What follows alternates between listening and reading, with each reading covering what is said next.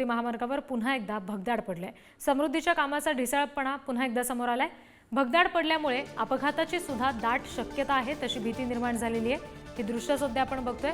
MSRDC याकडे दुर्लक्ष करत असल्याचा आरोप सुद्धा केला जातोय। समृद्धी महामार्गावरची ही दृश्य आपण बघतोय।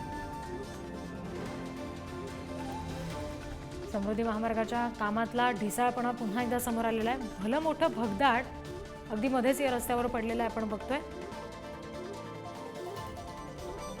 आणि इथे अपघात होण्याची भीती सुद्धा आहे।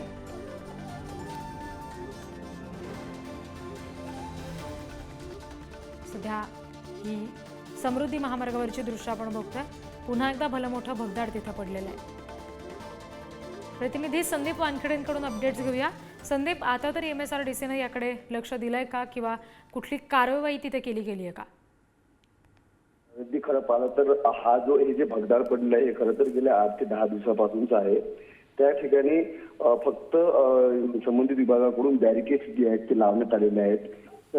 एक पदरी जी आहे वाहतूक देखील त्या ठिकाणी बंद करण्यात आलेली आहे। मात्र संपूर्ण रस्ता हा मोकळा असल्याने इतर वाहने सुसाट वेगाने त्या ठिकाणी जातात आणि एखाद्या वेळेला रात्रीच्या वेळेला जे आहे हे बॅरिकेड तोडून त्या भगदाडामध्ये वाहन जाण्याची शक्यता जी आहे ही नाकारता येत नाही।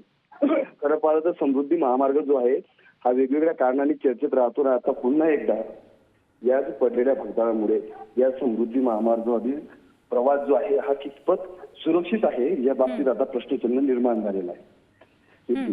जी संदीप, धन्यवाद दिलेल्या माहितीसाठी।